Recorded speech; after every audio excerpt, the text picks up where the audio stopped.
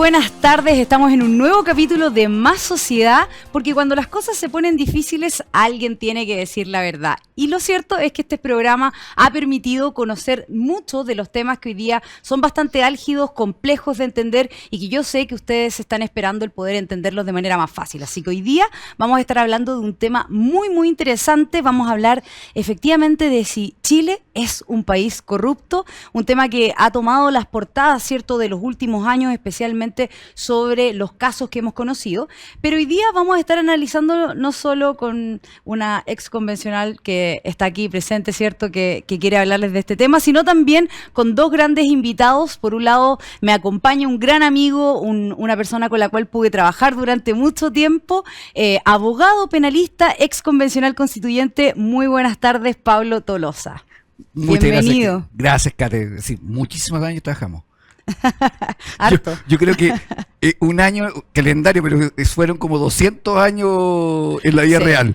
Complejos años que nos tocaron trabajar, pero la verdad es que de muy buena compañía con Pablo Tolosa, y también nos acompaña alguien de la casa y alguien a quien queremos mucho, Jorge Jaraquemada, expresidente y miembro, ¿cierto?, del Consejo para la Transparencia, abogado y también director ejecutivo de la Fundación Jaime Guzmán. Bienvenido, Jorge. Hola, Kate. Hola, Pablo. Mucho gusto de estar acá. Gracias por la invitación.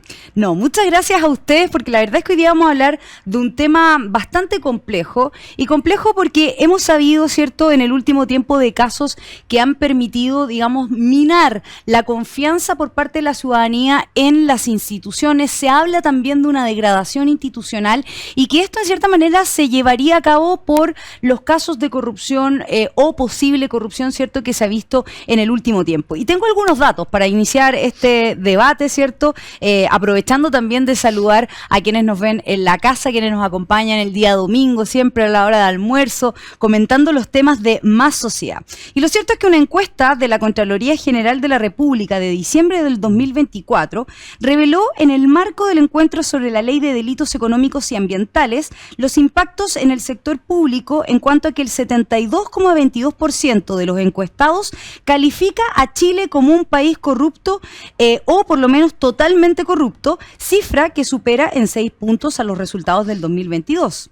En cuanto a la percepción sobre cómo estará la corrupción en Chile en 5 años más, lo que señala este estudio es que el 63,47% señaló que seremos más o mucho más corruptos. Esto es más pesimista que la percepción del 2022, donde se planteaba, ¿cierto?, en un 59,75%. Y además, de acuerdo al índice de percepción de la corrupción del 2023 de Transparencia Internacional, Chile ocupa el puesto 29 de 180 países y obtuvo 66 puntos de una escala de 0 a 100. Entonces, la verdad es que parece que esta percepción ya más o menos se ha planteado, ¿cierto?, respecto de que Chile es un país corrupto. Quiero conocer tu opinión, Jorge. ¿Qué opinas tú respecto de esta percepción y si efectivamente es Chile un país corrupto o no?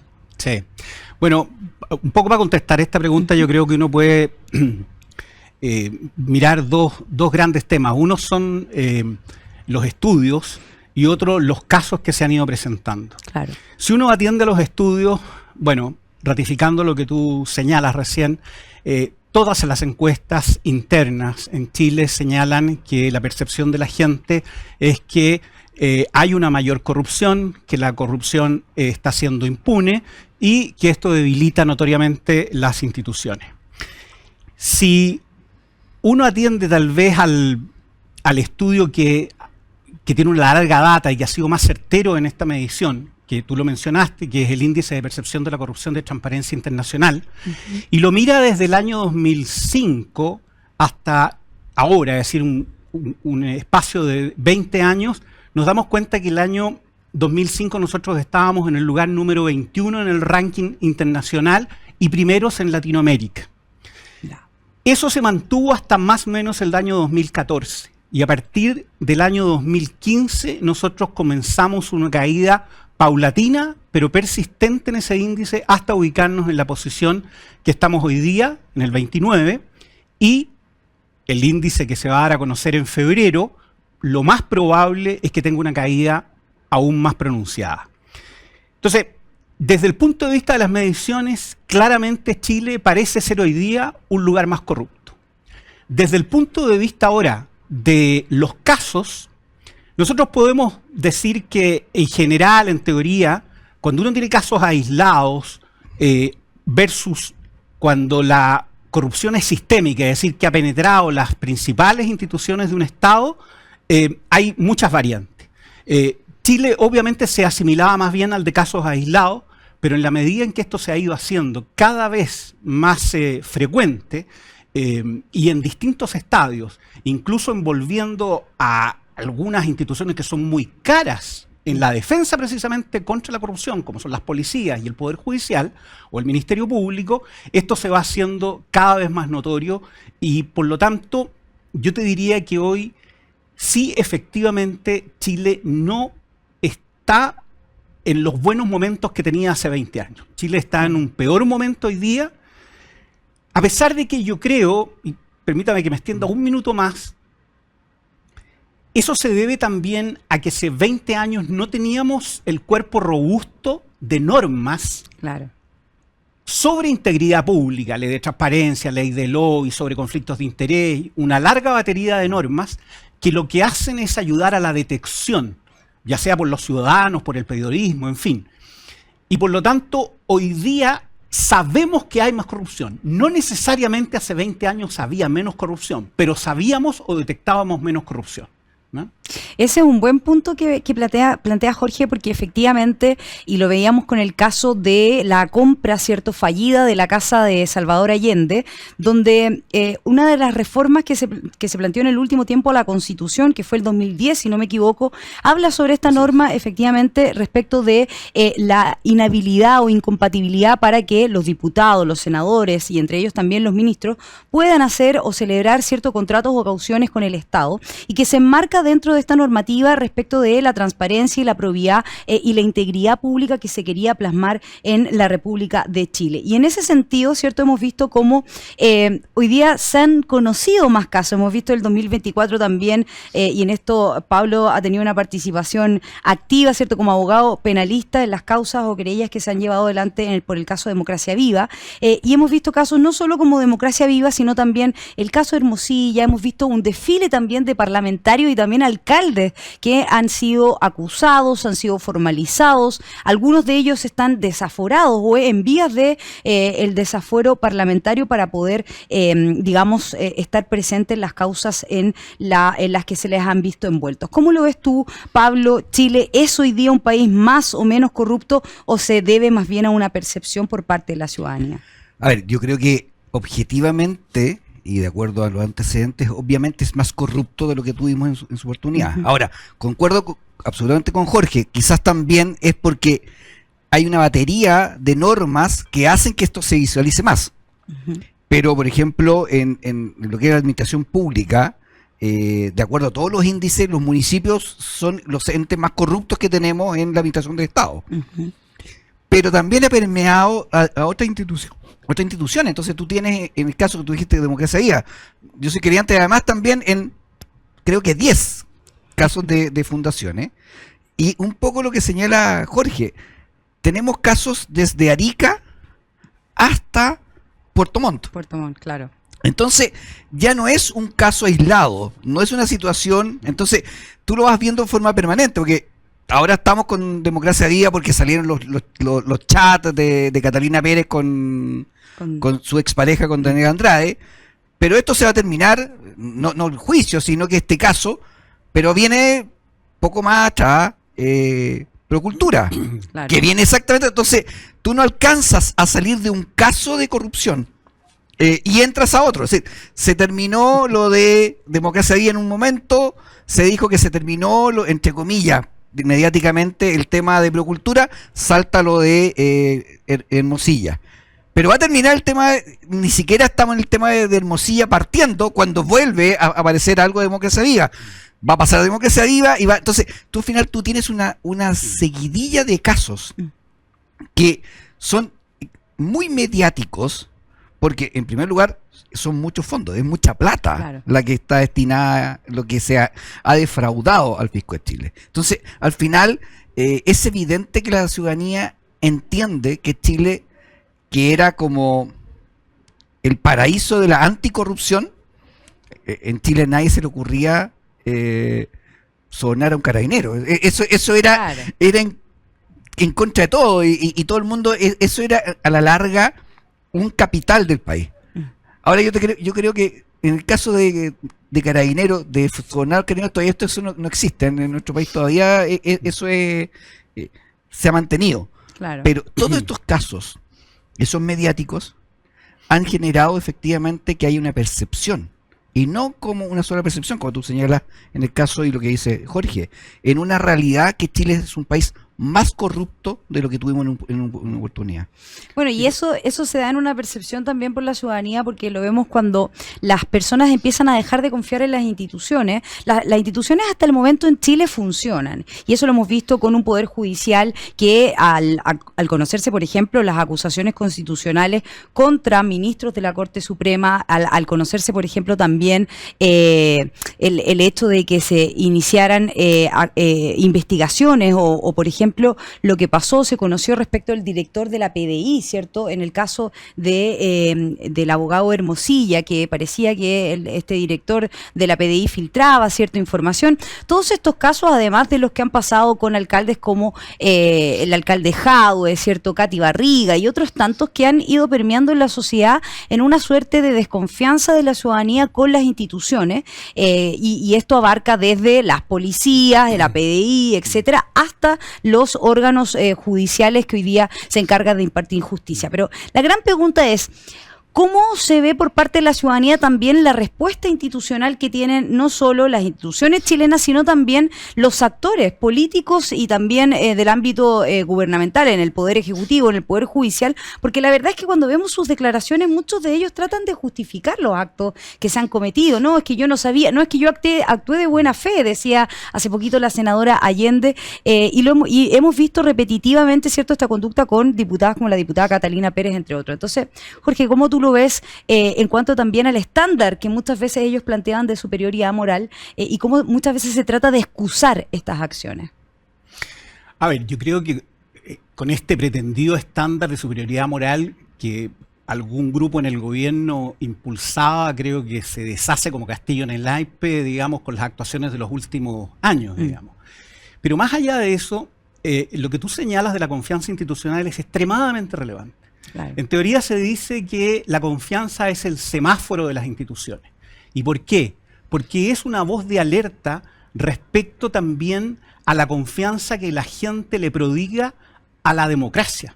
Y por tanto, cuando nosotros decimos que la gente percibe una gran corrupción, hay desconfianza en las instituciones, lo que resulta finalmente dañada es la democracia. La democracia a largo plazo, como sistema representativo, en fin, ¿no?, de solución de los conflictos, de representación política, etcétera.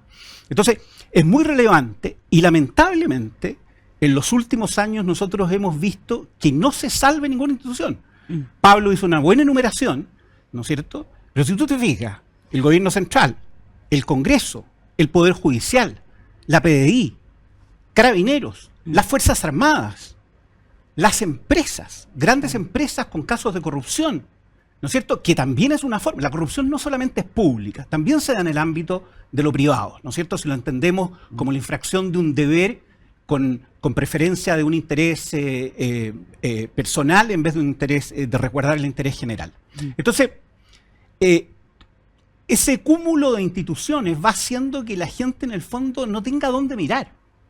Y por lo tanto, lo que tú señalas, el estándar, que la verdad es bajo para enfrentarlo, debe ser, yo te diría, notoriamente alzado. Es decir, no es posible. Yo le tengo mucho respeto a la senadora Allende, respeto intelectual y político, pero me parece que la respuesta, digamos, que esto fue con buena fe, es simplemente inaceptable, ¿no? Claro. Porque una persona en su posición no puede excusarse con una cuestión tan baladí, ¿no? Me parece a mí que nosotros en Chile tenemos un problema que ha sido detectado hace largo tiempo, que si bien tenemos un sistema robusto de leyes, digamos, sobre integridad pública, nuestra implementación es baja, es escasa. Y te pongo un solo ejemplo. La ley de lobby lleva 15 años vigente en Chile. Y yo les pregunto, ¿saben ustedes cuántas infracciones ha cursado la Contraloría por infracción a la ley del lobby? Cero. Claro. Cero. En 10 años. Entonces la pregunta es, ¿estamos atentos a ese tema realmente? ¿Ah? En fin, entonces creo que ese es un ejemplo que nos permite graficar que muchas veces nos damos instituciones, nos damos buenas normas, ¿no es cierto? Pero las ejecutamos o las implementamos mal, y eso lleva finalmente a que el estándar de nuestras autoridades sea bajo y termine, ¿no es cierto?, jugando a excusarse, digamos, en que no sabía o la buena fe, o jugando al empate, digamos, cuando se trata de sectores políticos distintos. Bueno, la verdad es que lo que plantea Jorge es muy relevante, y en esto quiero hacer una pregunta a Pablo, que tú, que siendo abogado penalista, ¿cierto? Mucho se discute en el mundo penal respecto de, por ejemplo, la efectividad de las penas y cómo esto puede evitar que se cometan delitos o que por lo menos se caiga en actos constitutivos de corruptos, ¿cierto? Que sean poco probos, que sean poco transparentes. Y la verdad es que te lo dice una persona que, o sea, nosotros cuando estuvimos en la Convención Constitucional, yo recuerdo que nos cuidábamos muchísimo de poder, no sé, por ejemplo, gastar las asignaciones. Era como tratar de no ni siquiera gastar más allá de lo que estaba permitido. Era como un mínimo, pero era una actuación, digamos, o tratar de tener una actuación que sea acorde, ¿cierto? No solo con las normas, sino con los valores intrínsecos de lo que conlleva, ¿cierto?, la acción política y la acción pública. Y la suerte es que hemos visto en el último tiempo que casi se ha planteado el hecho de que las personas hoy día en el ámbito político realizan conductas que son poco probas, pero dicen, no, pero no es delito. Entonces, si no es delito, pareciera que está todo bien, pero lo cierto es que uno esperaría, ¿cierto?, de la clase política, que no me gusta mucho ese concepto, pero de las personas que hoy día ocupan cargos públicos, que están en el ámbito político, que tuvieran un estándar más elevado. Entonces, la pregunta hoy día va en el ámbito penal. ¿Realmente son efectivas? ¿No se quieren aplicar las normas, o, como decía Jorge, muy poco efectivo de los controles en el ámbito de integridad pública? No se ejercen, pero esto es porque las penas son muy altas, porque nos cuesta sancionar o penalizar a las personas que cometen delitos o por lo menos conductas que son poco probadas, transparentes, o se debe en realidad a que el sistema hoy día está fallando en todos los ámbitos. A ver, lo que pasa es que yo creo que hay dos cosas. En primer lugar, nosotros hemos reaccionado a las situaciones. Uh-huh. Y por tanto, uno dice, mira, se cometen delitos y no pasa absolutamente nada. Nosotros tenemos la ley 21.525, que es la de delito económico, uh-huh, la última ley que salió de esto, y que es una ley que además está siendo mirada por todo el mundo, porque es súper estricta. Y delitos económicos que son difíciles de probar, ¿o no? Delitos difíciles de probar. Pero esta ley todavía no, es decir, entró en vigencia, pero todavía no hay ningún caso que haya entrado en esta ley, porque claro, entró en vigencia el año pasado, a fines del año pasado, pero, o a mediados del año pasado en realidad, pero ocurre que los delitos que se están investigando son anteriores, por tanto se aplica la ley anterior. Hay un caso bien especial, el de la exalcaldesa que me toca a mí de Antofagasta, Karen Rojo. La Karen Rojo está condenada, en este momento está en prisión en los Países Bajos, en Holanda, pero porque se escapó, y está esperando su extradición. La Karen, en ese sentido, la alcaldesa Rojo, o la exalcaldesa Karen Rojo, está condenada a 5 años y un día, producto de una malversación de fondos públicos correspondiente a 20 millones de pesos. Claro. Y es porque es la primera vez que se establece y que se aplica la primera modificación de la ley respecto a que endurece las penas. Entonces, hay un proceso que tiene que ir avanzando respecto específicamente de cómo se va a ir implementando la ley. Ahora, son leyes que son de difícil implementación, porque un poco lo que dice Jorge, yo otra vez en una reunión que tuvimos con el fiscal Valencia, el fiscal nacional, y con el fiscal Campos, que es el que está a cargo de la Fiscalía Nacional en materia de anticorrupción, nos señalaba cuánta gente tiene o cuánta gente dispone la Fiscalía para poder hacer auditoría, y que específicamente lo ocupa respecto de la PDI. Y si tú miras el número, es totalmente insuficiente. Eran 20 personas en Chile, que es la gente de la PDI. Entonces, al final, ¿qué han tenido que hacer? Ir sacando personas de distintos lugares. La Brigada de Delito Económico existía hasta hace poco en Santiago y en Iquique. No había en ningún otro lado. Entonces, cuando hay algo que investigar, o analizar, tú tienes que pescar esa carpeta investigativa o la mandas a Iquique o la mandas a Santiago, porque no hay más. Entonces, efectivamente, la norma está más dura, pero tiene una mala implementación porque no está la estructura del Estado basado en eso. Claro. Pero también las normas, no porque las penas sean más altas, sobre todo en este caso de delito, implica a que vaya a bajar el nivel de corrupción, porque acá lo que tiene que primar primero es un estándar ético de las personas. Es decir, no podemos suplir el estándar ético respecto específicamente de normas penales. Y eso, tú lo dijiste, nosotros sabíamos perfectamente en el caso de la convención que teníamos asignaciones, cumplíamos a la pata la ley, lo que establecía cada uno de nosotros. Cuando terminó su función, en el caso, por ejemplo, personal, yo lo único que compré con asignaciones fue una impresora.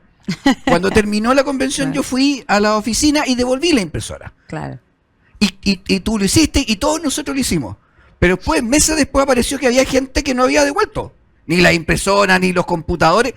Ni los celulares. No hay ninguna ley a la larga que supla el estándar ético. Claro. Y cuando tú dices, yo soy moralmente superior al resto, pero mi estándar ético es bastante más bajo que el resto, y cuando al final yo digo, mira, es que yo me equivoqué, y un poco lo que dice, en este caso, Catalina Pérez, me da vergüenza de lo que escribí. Ella es diputada, en ese momento era vicepresidenta de la Cámara, Así es. ella es abogado, y lo que estaba haciendo ahí era encubrir un delito. Entonces, no, es que yo, por amor, estaba haciendo esto. Me da vergüenza. Al final, la ciudadanía le da la impresión de que todo termina en impunidad, que todos terminamos diciendo, pucha, pobrecito, se equivocó, no sabía. Yo tengo la misma impresión de la senadora Allende que tiene Jorge, pero obviamente ella no puede decir, mira, no sabía lo que estaba pasando.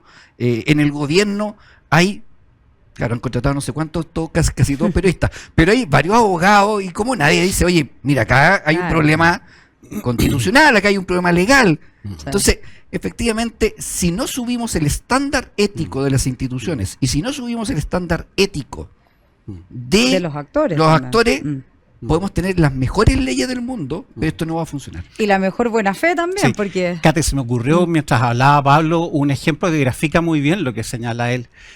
Fíjate que hace algún tiempo atrás la Corte Suprema decidió cambiar su flota de vehículos. Y lo que hicieron fue comprar unos autos de lujo, creo que eran marca Lexus, qué sé yo, de un estándar altísimo, digamos, para lo que ellos venían usando. ¿Hay corrupción ahí? Evidentemente que no. No había ninguna infracción de carácter legal. ¿Es ética esa cuestión? Yo creo que no. ¿Por qué?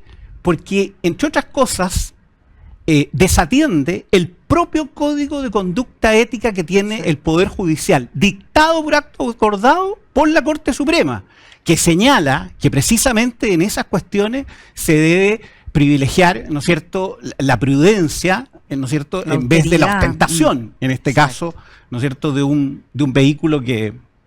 Es un muy buen ejemplo, porque efectivamente ese caso llamó mucho la atención y generó mucha rabia también en la ciudadanía, pero vamos a seguir... Pero Kate, ojo, sí, vamos que a si seguir no se hubiese filtrado por la prensa, no se conoce. se hubiesen comprado los autos. Claro. Bueno, y vamos a seguir hablando de este tema y mucho más, porque vamos a ir a una pequeña pausa comercial para seguir hablando de temas tan importantes como democracia viva, el caso Monsalve, que también hemos visto algunas actuaciones, y por qué no también el caso Hermosilla. Así que para que junten algunos de los ejemplos de los cuales hemos hablado, para que sigamos hablando en este segundo bloque de Más Sociedad.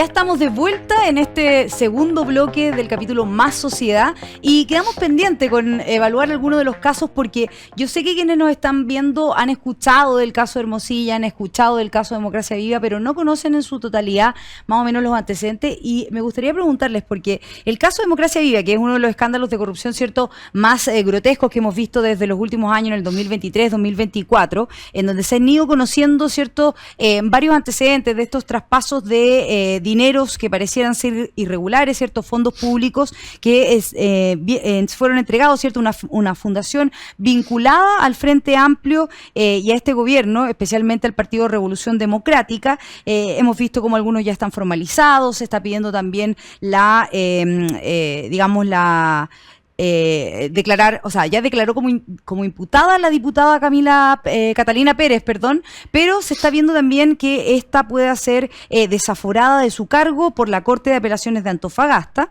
Y al mismo tiempo hemos visto el caso Monsalve, que estalló hace poco. Yo sé que ustedes lo vinculan efectivamente a la acusación de violación que tuvo el ex subsecretario del Interior, y en este sentido lo que se habla del caso Monsalve es respecto a si es que existirían contravenciones con la ley de inteligencia, si es que existirían casos de corrupción, especialmente en cuanto a pedir diligencias por parte de la PDI, ¿cierto? En el caso, en ir a ver a la víctima, en ir a revisar cámaras que podrían afectar, ¿cierto?, la ley. Y por otro lado también el caso Hermosilla, donde se ve envuelto Sergio Muñoz, ex director general de la Policía de Investigaciones, que termina siendo, ¿cierto?, formalizado.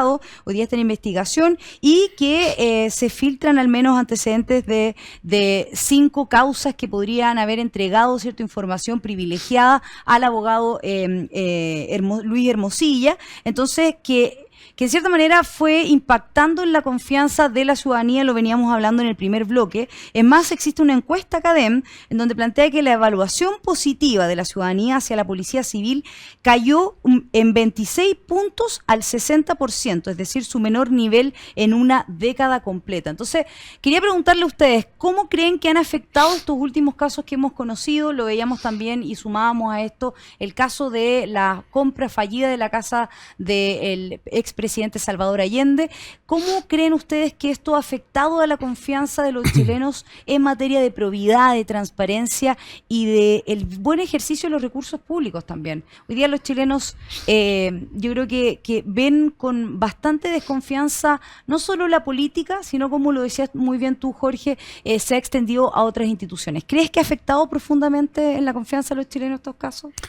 Sin duda. Yo creo que esto último se va a ver notoriamente reflejado en las encuestas que vengan, en este índice de percepción de corrupción que vamos a conocer en febrero de Transparencia Internacional, porque la verdad es que conjugan una especie de tormenta perfecta. O sea, si tú miras, digamos, el caso Monsalve y el caso Casa, el Ejecutivo, el caso de la diputada Congreso, el caso de Hermosilla y Audio, tema judicial, y todos involucran de una u otra forma a las policías. Es decir, los 3 poderes del Estado, aquellas que monopolizan, ¿no es cierto?, el orden público, pero además frente a una, yo diría, falta de acción, o falta de entusiasmo por accionar al menos, de la Contraloría. Claro. Fundamentalmente, y de otras entidades que debieran haber tenido roles de control y de fiscalización mucho más alertas para haber prevenido estas situaciones.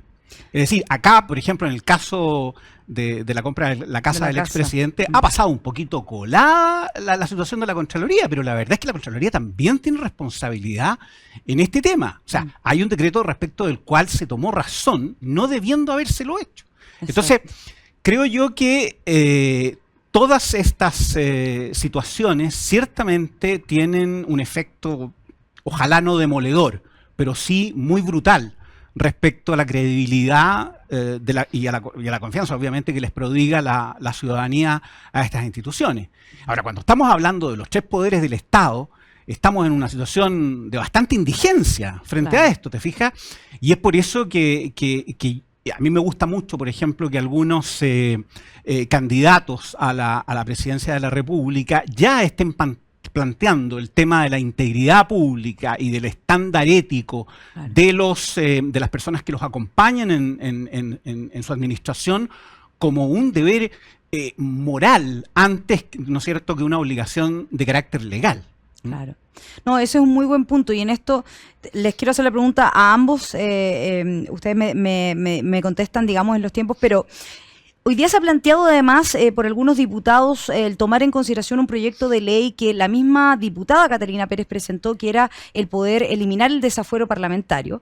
¿Qué opinan ustedes? Porque si bien hemos visto que efectivamente es más engorroso el poder desaforar a un diputado, poder accionar, ¿cierto?, causas judiciales en su contra, al mismo tiempo también es una institución que sirve para evitar, ¿cierto?, una persecución judicial o por lo menos una suerte de persecución política en contra de los parlamentarios para que puedan ejercer su rol de manera tranquila. Y lo hemos visto porque en el último año, el 2024, hemos visto cómo se ha presentado, ¿cierto?, querellas en contra de muchos diputados, ya sea por dichos que han planteado en el Congreso. Vimos como Giorgio Jackson, ¿cierto?, accionó una querella contra diputados de la UDI. Hemos visto cómo se han presentado querellas también contra la diputada María Luisa Cordero, etcétera. Entonces, ¿cómo lo ven ustedes este proyecto? Partiendo por ti, Pablo, ¿cómo ves este proyecto de quitar el desafuero? ¿Es una buena herramienta o no el tener el desafuero parlamentario para los parlamentarios? A ver, yo creo que hay que distinguir, que me salió lo de lo de abogado. Claro, porque yo estoy de acuerdo con el fuero cuando tú estableces respecto de situaciones que corresponden a tu cargo. Claro. Es decir, de opiniones que das en la Cámara, pero cuando tú estás hablando de estos casos, que son casos específicamente de corrupción, de delitos, que no tienen nada que ver con su función parlamentaria, porque aquí no tiene nada, lo de Catalina Pérez no tiene nada que ver con su función parlamentaria, o lo del desaforado diputado Ojeda en la Araucanía. Estos son casos eminentemente de corrupción. Y en ese caso, obviamente, que este hecho de tener que ir a la Corte a pedir el desafuero hace más engorroso el sistema. Claro. Y ojo, que ocurre que si no se otorga el desafuero, no lo puede seguir investigando. Entonces, el efecto es muy duro respecto al tema. Entonces, creo que, si bien es cierto, es necesario el fuero parlamentario, pero este fuero parlamentario yo creo que hay que restringirlo, hay que regularlo bien respecto a qué materias corresponde o no corresponde. Yo creo que ahí hay un tema que donde se puede mejorar la legislación del fuero. Pero creo que efectivamente, y Jorge lo dice, estamos en el peor de los mundos, porque todos estos casos de corrupción tocan a los tres poderes del Estado. Claro. Te toca, por un lado, en el poder ejecutivo, por otro lado, te toca el poder judicial. Esta semana aparecen nuevos chats y tienen suspendida a dos ministros de la Corte de Apelaciones de Santiago. Por otro lado, entonces, tú vas viendo que hay todo un sistema que cada vez se entraba. Y respecto al caso de la Contraloría, no hay que dejarlo pasar. En todos los casos convenios que existen, que son muchos, y cantidad de recursos enorme, yo la última vez que saqué el cálculo debe ser el caso de corrupción. Si uno suma todo, la individualidad, es el caso de corrupción más grande que tiene la historia de nuestro país. En montos. Claro. Y que además abarca a casi todo el país.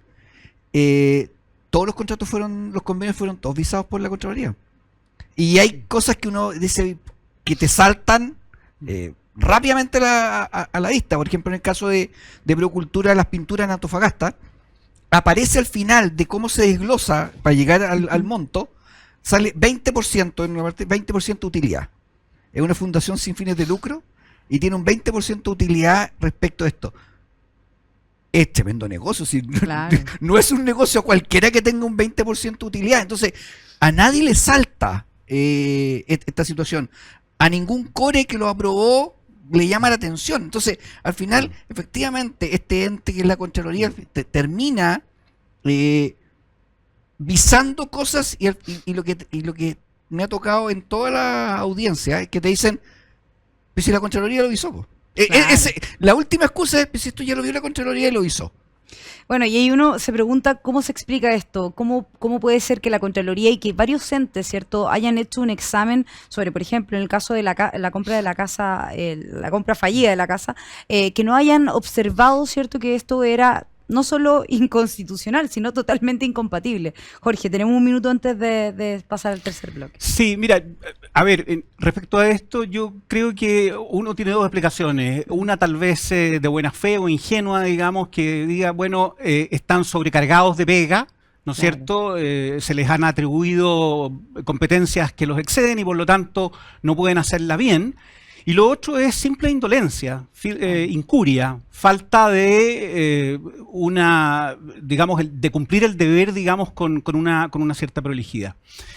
Y respecto del tema del desafuero, que me parece muy interesante el tema, yo creo que el desafuero o el fuero parlamentario es una institución cara a la democracia para la autonomía del ejercicio parlamentario. Pero concuerdo con Pablo en que hoy día, no hoy día, siempre ha sido para acciones dentro del ejercicio parlamentario, lo que hablan en la sala, digamos, sus acciones de fiscalización, no para otras cuestiones, no para cuestiones domésticas o qué sé yo. Por lo tanto, me parece que sí pudiera, ¿no es cierto?, suavizarse, por así decirlo, el procedimiento para hacerlo mucho más expedito, porque si no, nos enfrentamos a un tema como dice él, o sea, si se rechaza el desafuero, se clausura el procedimiento, o sea, no hay investigación. Claro. ¿No? Y eso obviamente remarca mucho más la sensación de impunidad.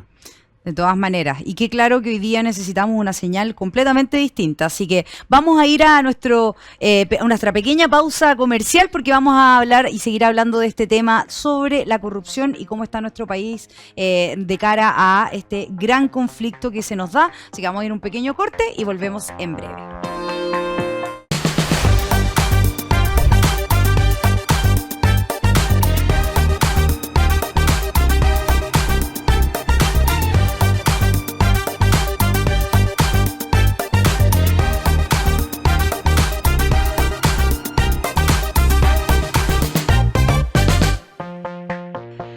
Estamos de vuelta en este tercer bloque de Más Sociedad, hablando sobre la corrupción en Chile, ¿cierto? Desentrañando si estamos o no en un país corrupto, si están funcionando o no las instituciones, pero antes de todo vamos a agradecerle a quienes hacen posible este gran programa. Queremos agradecerle a Prudential. Llega a Chile Prudential AGF, en alianza con AFP Habitat, para que ahora tengas más alternativas de ahorro voluntario para tu pensión con Prudential AGF. Conoce más de esta alianza en prudentialaagf.cl. Agradecemos especialmente, ¿cierto?, a nuestros auspiciadores, a quienes hacen posible este programa, porque necesitamos hoy día, ¿cierto?, hablar de estos temas que tienen tan preocupados a los chilenos, y especialmente en Chile se han tomado obviamente medidas concretas para poder promover una política y un trabajo, ¿cierto?, de las instituciones en general, con la prudencia, con la transparencia, la probidad, la integridad que se requieren los actos públicos y también, ¿por qué no?, los actos privados. Hemos visto la desconfianza por parte de la ciudadanía, no solo en las empresas privadas, sino también hoy día en las instituciones, y la verdad es que uno se pregunta, bueno, ¿están hoy día creadas innumerables instituciones para poder prever este tipo de actos? ¿Existe una legislación robusta? Y también se está construyendo, creo yo, una cultura chilena que promueve, o por lo menos le da mayor interés o importancia a este tipo de cosas, pero pareciera que queda mucho por hacer. Y la verdad es que en este bloque me interesaría conocer la opinión de ustedes en cuanto a qué más se puede hacer en Chile para evitar los actos de corrupción de lo que hemos sido testigos en el último tiempo. ¿Cómo podemos avanzar? ¿Es una responsabilidad solo institucional o es también una responsabilidad de quienes forman parte de del actuar político o del actuar público, y también de las personas que elegimos, ¿cierto?, de nuestros representantes? Jorge, ¿cuál es tu opinión en este tema? Absolutamente, es una responsabilidad compartida que nos convoca a todos como sociedad. Y creo que los primeros convocados somos los padres, que debemos traspasar a nuestros hijos lo que es un comportamiento ético, apegado a ciertos estándares de lo que se puede y lo que no se puede hacer. Fíjate que hace 20 años, a pesar de que nosotros teníamos estos mejores, digamos, índices en términos de penetración de la corrupción, pero hace 20 años también la gente, digamos, solía saltarse la fila. ¿Ah? Claro. ¿Ah? O sea, existía esta cosa, esto del chileno ladino. Esa característica muchas veces se confunde, digamos, con un poco sacar provecho de una situación, y cosa que no es buena, no es éticamente aceptable. Cuando nosotros la empezamos a tolerar, en el fondo lo que estamos haciendo es que se entronice, se vaya normalizando situaciones como esta. Yo creo que si nosotros hubiéramos actuado antes de una manera más firme como sociedad, no tendríamos casos, por ejemplo, de estas enormes tasas de evasión del Transantiago. Claro. ¿Ya? Eso es una manifestación de que la gente, digamos, le importa poco tener un comportamiento ético y que en su vida diaria no le importa saltarse las normas perjudicando a terceros. ¿Ya? Entonces, es una responsabilidad compartida. Del sistema educacional tiene obviamente un rol muy relevante en esta cuestión. Yo soy profesor de ética pública, digamos, en la universidad, pero esta es una cuestión que uno tiene que enseñar mucho antes, ¿no? A los niños, a los adolescentes, ¿no es cierto? Así como se les enseñan otras cuestiones, digamos, que ellos entienden, como se les, no sé, las normas de respeto básico, digamos, en una sociedad. Bueno, es no sacar provecho de una situación, ¿no es cierto?, en detrimento del interés general. Yo creo que ahí tienes un punto muy relevante, Jorge, especialmente en cuanto a que hay cosas que no se pueden enseñar en otro lugar que no es en la casa. O sea, el hecho de respetar a los adultos mayores, el decir gracias, el decir perdón, cosas, normas básicas de convivencia que obviamente contribuyen a crear buenos chilenos, personas bien formadas. Y en eso, Pablo, la misma pregunta: ¿cómo crees tú que hoy día podríamos mejorar, cierto, este clima de desconfianza por parte de la ciudadanía por los casos de corrupción? Primero, yo vuelvo a lo que dije en el primer bloque. Aquí hay que subir el estándar ético de las personas. Y eso es fundamental. Y lo que dice Jorge, efectivamente, acá tiene que partir de una cultura ética. Tiene que haber una cultura de que nosotros rechacemos efectivamente los actos de corrupción. Vengan de donde vengan, si esta cuestión no es un poco lo que Jorge señaló en el primer bloque. Jugamos siempre el empate. No, si te pasó a ti, me pasó a mí. Bueno, si no es si te pasó, no te pasó. Es que no te puede pasar. Claro. Y creo que también acá, y en ese sentido, yo espero que, por ejemplo, existan organismos, como están ya en las empresas de las normas de compliance. Tienen que haber organismos al interior del Estado que se pueda fiscalizar a sí mismo, independiente, porque está claro que la Contraloría no da abasto, que podría ser el ente de compliance que tendría el Estado, pero no da abasto en esta situación. Entonces, creo que necesitamos también dentro del Estado pensar una mirada. ¿Qué vamos a hacer en sentido de establecer normas o procedimientos a objeto de evitar la corrupción? Lo que pasa, y Jorge lo dijo, cuando se instala la sensación con datos de que que es un país corrupto, estás a un paso de lo que es el populismo. Claro. Del que se vayan todos, porque al final el que se vayan todos es porque son todos corruptos.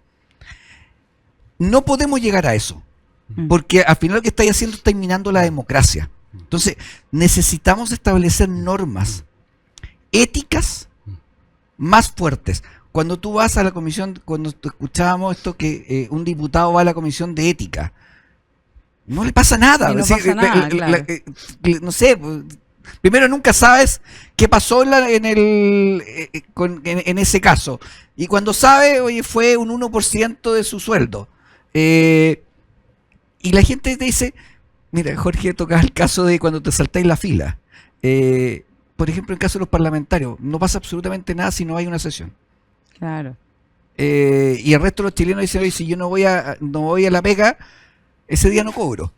O sea, son cosas que no necesitan. O te despiden. Entonces no es cosa que tú tengas que establecer una norma, sino que aquí tiene que haber un comportamiento ético más alto. Es decir, tú no puedes esperar que haya una norma que te diga tienes que ir siempre. Oye, si yo fui electo para algo o estoy ejerciendo, es mi obligación hacerlo. Claro. No es porque hay una sanción. Y fíjate que además, Pablo, lo que tú dices tiene un correlato muy importante, porque nosotros estamos en una situación en la cual si bien es una responsabilidad de toda la sociedad, obviamente las élites, sean políticas, intelectuales, educacionales, tienen un mayor grado de responsabilidad. Claro. Y una persona por la posición en la cual está, obviamente que es menos atendible una excusa que a lo mejor uno podría considerar en alguien que no tiene esas responsabilidades. Por eso, por ejemplo, que es tan compleja la respuesta o la excusa de alguna senadora, por eso, digamos, nos llama tanto la atención estos llamados de la diputada Orsini, ¿no es cierto? A propósito, ¿qué es lo que trata ella de hacer? Bueno, de ejercer un privilegio. Yo soy una autoridad y por lo tanto lo llamo a usted para, digamos, ejercer una influencia respecto de lo, o condicionar lo que usted va a tratar de hacer. Entonces, me parece que las élites tienen una responsabilidad ciertamente mucho mayor en guiar a la sociedad en este tema. Yo creo que nosotros tenemos un sistema bastante completo de normas, pero lo que falta es elevar mucho el estándar ético. Y para eso, por ejemplo, tú mencionaste de los organismos de control. Bueno, ¿qué hace este famoso CAIG, el sistema este de auditoría y control interno de cada ministerio? Claro. ¿Qué hace? Si no da cuenta de ninguno de estos procesos de manera previa, no levanta alertas. Y cuando a lo mejor las levanta, el problema es que se las hunden. ¿Por qué? Porque depende de a quién está fiscalizando. Entonces es muy difícil cuando tú no tienes autonomía representarle a alguien con independencia de juicio, digamos, aquello que está mal y que debe ser corregido. Yo creo que nosotros tenemos grandes tareas por delante en ese ámbito. Muy bien, han sido, digamos, ha sido un programa que se nos ha pasado volando, porque la verdad es que han quedado varias ideas en que podíamos seguir profundizando. Vamos a ver si hacemos un corrupción 2.0 de programa, porque es un tema que además a los chilenos les importa mucho, y la verdad es que escuchando a Jorge, escuchando a Pablo, se quedan muchas aristas por desentrañar y también muchas cosas por hacer. Pero antes de terminar, todos saben, todos los que nos están viendo, que viene un momento especial en nuestro programa que es la hora de la verdad, que les vamos a explicar a ustedes que es el minuto de confianza que tienen para decir lo que ustedes quieran, lo políticamente incorrecto respecto no solo de este tema, sino de la situación país que estamos viviendo. Así que vamos a partir por Jorge, un minuto de la hora de la verdad, porque cuando las cosas se ponen difíciles hay que decir la verdad. Bueno, yo creo un poco como siendo coherente con todo lo que he venido diciendo, creo que haría un llamado a los partidos políticos y a las candidaturas, sean parlamentarias o presidenciales, que vamos a tener en este año en disputa, a que pongan en el centro de su relato y de su programa el tema de la integridad pública, de cómo elevar el estándar, cómo elevar el cumplimiento, cómo elevar los controles, cómo dar los incentivos necesarios para que la gente ajuste su comportamiento a aquellas normas éticas que nosotros esperamos que se cumplan ¿cómo se llama? Para favorecer el interés general. Me parece muy bien. Pablo, tu minuto de la verdad. Además de secundar lo que dijo Jorge, me parece extraordinario. Yo hago un llamado a que efectivamente en esta materia de corrupción la ciudadanía esté alerta y las instituciones empiecen a funcionar. Creo que es una obligación, porque, repito, estamos en juego la democracia. Claro. Por la corrupción se puede caer la democracia. Entonces no es baladí un tema. Y en este caso no es solo el tema desde el punto de vista del Estado, sino que también de las empresas.